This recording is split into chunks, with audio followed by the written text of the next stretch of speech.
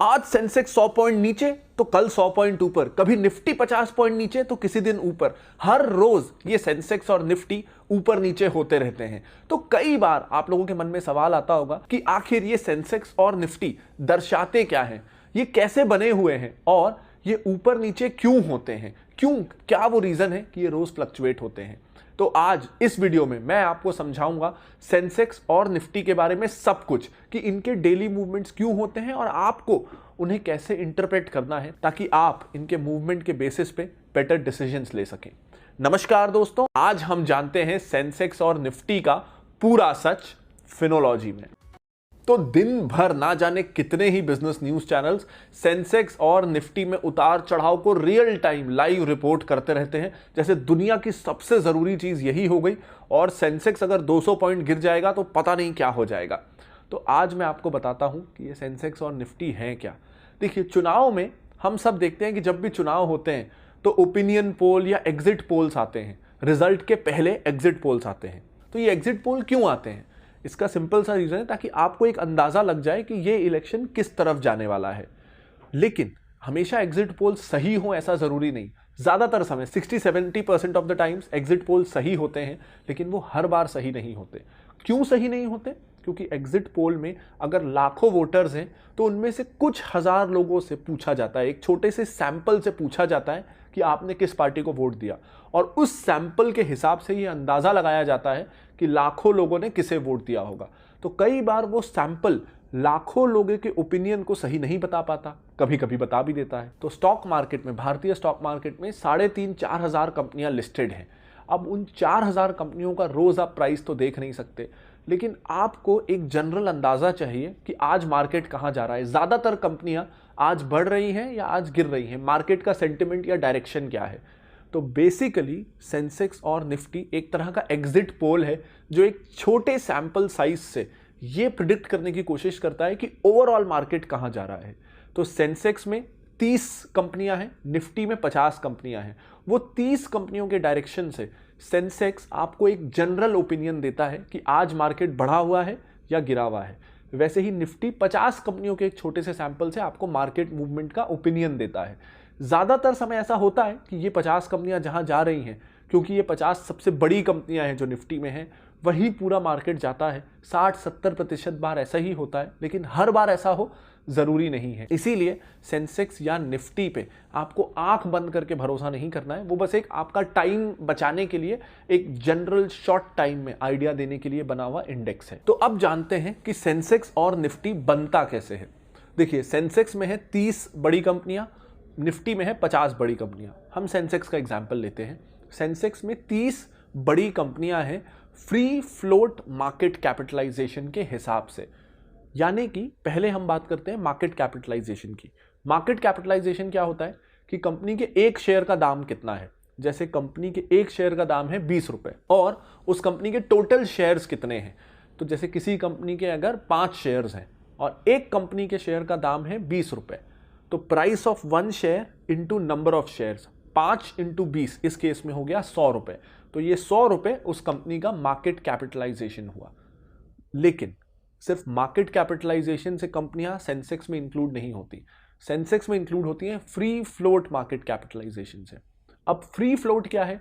Free float यानी वो market capitalisation जो ओनर्स के शेयर्स को हटा के बचता है। जैसे किसी कंपनी के 5 शेयर हैं, जिसमें से 3 शेयर कंपनी के ओनर्स के पास ही है, उन्होंने स्टॉक एक्सचेंज के जरिए कभी उन शेयर्स को बाजार में उतारा ही नहीं। तो वो 3 शेयर जो कंपनी के ओनर के पास ही है वो माइनस हो जाएंगे।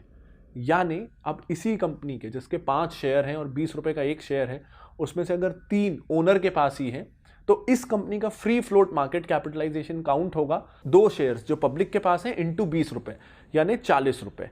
तो सेंसेक्स में वो 30 कंपनियां हैं जिनका भारत में फ्री फ्लोट मार्केट कैपिटलाइजेशन सबसे ज्यादा है। ऐसी 30 कंपनियां अलग अलग सेक्टर्स से मिलकर ये आती हैं। जैसे भारत में सबसे ज्यादा वेटेज है फाइनेंशियल सर्विसेज का, बैंक्स का, एनबीएफसीज का, इस तरह की कंपनियों का। आईटी का भी काफी ज्यादा वेटेज है। तो अलग अलग सेक्टर्स से मिलके जो 30 बड़ी कंपनियां हैं फ्री फ्लोट मार्केट कैपिटलाइजेशन के हिसाब से, वो सेंसेक्स का हिस्सा होती हैं। और वो जितना ऊपर नीचे होती हैं उसके हिसाब से डिसाइड होता है कि आज सेंसेक्स कितना ऊपर नीचे हो रहा है। उसी तरह एनएससी में निफ्टी जो है उसमें 50 इस तरह की कंपनी चुनी जाती है, 50 बड़ी कंपनियां फ्री फ्लोट मार्केट कैपिटलाइजेशन के हिसाब से। तो फर्क यही है कि एक में 30 कंपनियां हैं, एक में 50 कंपनियां हैं, और इसीलिए हर बार ये दोनों इंडेक्स सेम प्रपोर्शन में नहीं बढ़ते। कभी सेंसेक्स 1% ऊपर रहता है तो निफ्टी आधा % ही ऊपर रहता है, क्योंकि उसमें 20 कंपनियां ज्यादा हैं। अब इसमें दो इंपॉर्टेंट इश्यूज हैं। नो डाउट कि इंडेक्स, सेंसेक्स या निफ्टी हमारा बहुत टाइम बचाता है और हमें 1 सेकंड में पता चल जाता है कि मार्केट का आज मूड कैसा है। खास करके जब सेंसेक्स बहुत ज़्यादा बढ़ा हो या बहुत ज़्यादा गिरा हो तो हम श्योरली ये कह सकते हैं कि आज मार्केट का मूड खराब ही है। लेकिन इस पर पूरी तरीके से आंख बंद करके भरोसा करना भी सही नहीं है। इसकी 2 लिमिटेशंस हैं। पहला लिमिटेशन कि इनमें 30 सबसे बड़ी कंपनियां नहीं है, 30 सबसे बड़ी वो कंपनियां हैं जिनका फ्री फ्लोट मार्केट कैपिटलाइजेशन सबसे ज्यादा है। यानी इसे एक एग्जांपल से समझते हैं। एक मान लीजिए कंपनी ए है जो 1000 करोड़ की कंपनी है, लेकिन उसमें से 750 करोड़ रुपए के शेयर्स ओनर के पास खुद ही हैं, यानी वो फ्री फ्लोट में काउंट नहीं होगा, सिर्फ 250 करोड़ ही फ्री फ्लोट में काउंट होगा। तो उस कंपनी को ये माना जाएगा कि ये 250 करोड़ की कंपनी है। और एक दूसरी कंपनी है जो 500 करोड़ की है, कंपनी बी, यानी कंपनी ए से वो आधी साइज की है, लेकिन इसमें 400 करोड़ के शेयर्स पब्लिक के पास हैं और केवल 100 करोड़ के शेयर्स ओनर के पास हैं। तो क्योंकि फ्री फ्लोट इसका 400 करोड़ रुपए का है, तो इस कंपनी बी को कंपनी ए से बड़ा माना जाएगा और इंडेक्स में इसे ज्यादा वेटेज दिया जाएगा। यानी कहने को ये कंपनी आधे साइज की है, लेकिन सेंसेक्स में इसका वेटेज ज्यादा होगा और इसके ऊपर या नीचे होने से सेंसेक्स ज्यादा ऊपर नीचे होगा। यानी ये हमें सही सही पिक्चर नहीं दिखा रहा। सेकेंड प्रॉब्लम, सिर्फ 30 या 50 कंपनियों के सैंपल साइज से हम 4000 कंपनियों के मूवमेंट को, पूरे देश की बड़ी 4000 कंपनियों के सेंटिमेंट को, मूवमेंट को जज करने की कोशिश कर रहे हैं। ये कुछ ऐसा है कि किसी ऐसे स्कूल में जिसमें 4-5 हजार बच्चे पढ़ते हों, उसमें आप 30 टॉपर्स को इकट्ठा करो और वो 30 टॉपर्स अगले टेस्ट में जैसा परफॉर्म कर रहे हैं उसके बेसिस पे आपने पूरे 4000 बच्चों का परफॉर्मेंस जज कर लिया। तो ये बहुत ज़्यादा एक्यूरेट नहीं हो सकता, कई बार गलत पिक्चर भी देगा। थर्ड प्रॉब्लम, इसमें थोड़ा सर्वाइवरशिप बायस आ जाता है। जैसे 30 कंपनियां जो आज सेंसेक्स में हैं, कल को वो अच्छा परफॉर्म ना करें तो सेंसेक्स थोड़े दिन तो गिरेगा, उसके बाद क्या होगा, इन 30 कंपनियों को हटा दिया जाएगा और 30 नई कंपनियों को ले आया जाएगा, और फिर हो सकता है वो अच्छा परफॉर्म करें तो सेंसेक्स फिर से बढ़ने लगे। तो कई बार ऐसा होता है कि सेंसेक्स में क्योंकि 30 सबसे बड़ी कंपनियां हैं तो वो तो अच्छा परफॉर्म कर रही हैं क्योंकि वो देश की बेस्ट और बिगेस्ट कंपनियां हैं, लेकिन उसके नीचे की कंपनियां अच्छा परफॉर्म नहीं कर रही और वहां रिटर्न नहीं मिल रहा। और जैसे ही कोई कंपनी सेंसेक्स में है वो अच्छा परफॉर्म नहीं करती या उसका शेयर प्राइस गिरता है, जैसे ही शेयर प्राइस गिरेगा तो फ्री फ्लोट मार्केट कैप भी गिरेगा। तो वो जब गिरता है तो हर क्वार्टरली, हर 3 महीने में इसे रिव्यू किया जाता है, और अगर वो अब देश के 30 सबसे बड़ी कंपनियों में नहीं है क्योंकि इसका मार्केट कैप गिर गया है, तो उसे हटा के एक नई कंपनी को ले आया जाएगा। यानी जो कंपनी परफॉर्म नहीं कर रही वो सेंसेक्स से निकल जाती है, जो परफॉर्म कर रही है वो आ जाती है। तो हमेशा विनर्स को सेंसेक्स में रखा जाता है, जैसे ही वो थोड़ा बुरा हुए उन्हें निकाल के दूसरे विनर को ले आया जाता है। तो सेंसेक्स बहुत ही वैक्यूम में एक फिगर दिखाता है, वो सिर्फ यही बता रहा है एक तरीके से कि ये 30 कंपनियां आजकल अच्छा कर रही हैं, बाकी कंपनियां अच्छा नहीं कर रही, क्योंकि जो अच्छा नहीं कर रही उसे तो आप हटा देते हो। तो कई बार ऐसी सिचुएशन होती है कि सेंसेक्स तो बढ़ रहा है लेकिन आपकी पोर्टफोलियो नहीं बढ़ रहा। कई बार हमें ये लगता है कि सेंसेक्स क्यों बढ़ रहा है, मेरे पोर्टफोलियो में तो रिटर्न नहीं आ रहा। ये इसीलिए होता है कि सेंसेक्स में तो हैं ही वो कंपनियां जो पिछले कुछ महीनों से अच्छा कर रही हैं और अभी देश की बड़ी कंपनियां हुई हैं मार्केट कैप वाइज। जैसे ही शेयर गिरेगा उन्हें हटा दिया जाएगा।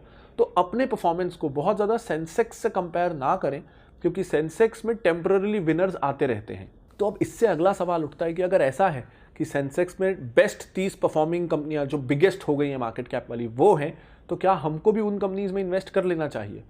ऐसा भी बिल्कुल नहीं है, क्योंकि सेंसेक्स में पास्ट परफॉर्मेंस के बेसिस पे वो कंपनियां इंक्लूड होती है। यानी पिछले 3 महीनों में किन कंपनियों का शेयर बढ़ा और वो अब देश की 30 सबसे बड़ी कंपनियों में हो गई है, उनको सेंसेक्स में इंक्लूड किया जाता है।